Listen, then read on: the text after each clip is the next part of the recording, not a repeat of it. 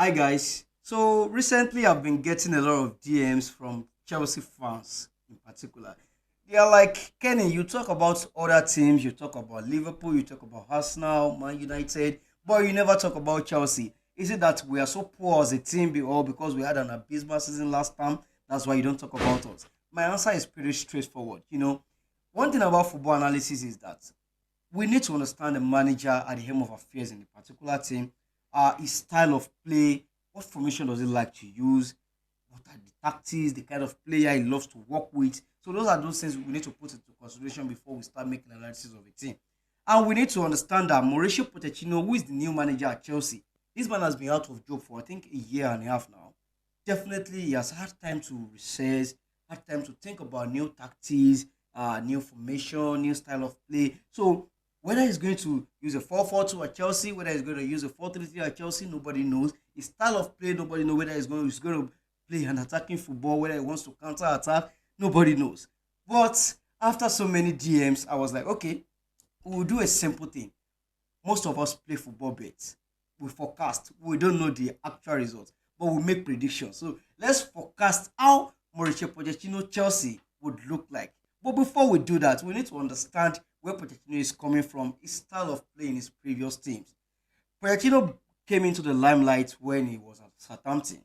There, he was known for playing this 4-2-3-1 system, which aims at being very, very compact and they want to win the ball back so high up the pitch, which means they press so high, they press like wild animals. But notably, then it was him improving young stars that we know him for. Luke Shaw, Nathaniel Klein, Adam Lallana, these were his tutelage. And these guys, most of them are now playing for top team. I think Lallana is with Brighton, Luke Shaw is with Man United, Nathaniel Klein, well, is at Palace. But all of them are still playing the Premier League, which is testament to what Pochettino is really doing at Southampton back then. So they were a big threat to anything. If you have been watching the Premier League for some time now, you know that Southampton under Mauricio Pochettino, they are a threat to any team, irrespective of you being a big team, small team. They don't care. They are going to play their football, and they are such a joy to watch. So when it got to Tottenham, there was no identity at Spurs. The previous manager, who was Tim Sherwood, was used to playing this 4-4-2. The previous manager before Tim Sherwood, Andre Villaboas, was used to playing the 4-3-3. So the players were really confused. There was no settled identity. So that was what he wanted to really instill in sport. He wanted the team to have an identity. So he started with this 4-2-3-1 formation. He wanted to do it like this of Southampton. But they had midfielders who are not so very good at the pressing structure that Mauricio Pochettino wants to do at Tottenham. People like Ryan Mason back then, they don't have the legs to do all those kind of things. So his first season wasn't really good, nothing to write home about. If you're a Premier League fan, you know his first season was nothing to write home about. But we started seeing glimpses in the second season just because of what he was like, okay, just like what happened to Liverpool last time, if the midfield is not working perfectly, if you are pressing, you are wasting your time.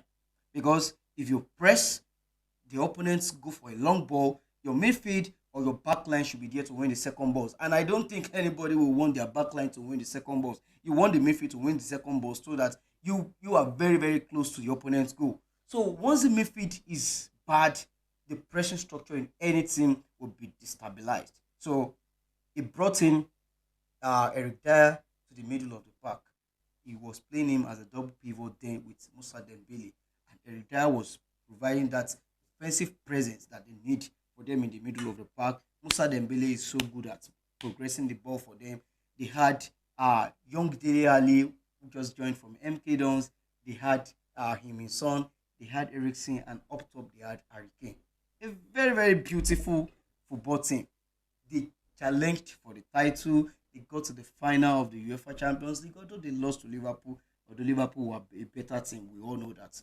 But it was, yeah, to me it's like they overachieved because Tottenham before Pochettino they were just like, let's just qualify for the top four. Nobody dreamt that Tottenham will actually be going toe to toe for the EPL title. Nobody ever dreamed that they will even be in a Champions League final, the first time in their history. And one thing that is so very good about this Tottenham side back there is not that they are so rigid with their formation. They have this tactical flexibility in them. Let me just put it that way. They have this tactical flexibility in them. They can switch formation. That 4-2-3-1 that you see in game, they can change it to a 3-4-2-1 because of what? Eric Dyer, who is a double pivot with Dembele. Eric Dyer is comfortable being a central defender. He joins the two centre backs, they form a back three.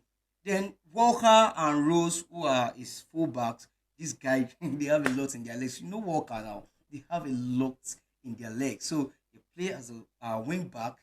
Then you have Ericsson who is up there. Ericsson is allowed to come into the middle of the park, roaming around that left half space. Join Musa Dembele to form a double man in the midfield. Then you have Rose and Walker out wide. Then in front of them you have Heung-min Son and you have Dele Alli and you have Harry Kane. So Harry Kane can drop. Dele Alli is a proper goal threat. So the team is very very lovely. They can switch from different formation to another in game. And I think Chelsea fans have been complaining that they want managers who are tactically flexible. Conte was used to his 3-5-2 system and he was so rigid. He doesn't really change his formation most time. So that tactical flexibility is not really there. Thomas Tuchel, people are always like, change your formation. Must you always play back three, blah blah blah blah blah. So Chelsea fans, happy to tell you that you now have a manager who can implement tactical diversity that you guys have been clamoring for. I know Graham Potter tried different formations. Trying different formation is different from having a clear identity of what you want to do, a clear plan of what you want to do, and that is what Pochettino is. So credit to the board at Chelsea, they've been trying to weed out some footballers right now, and they are doing very fine with that.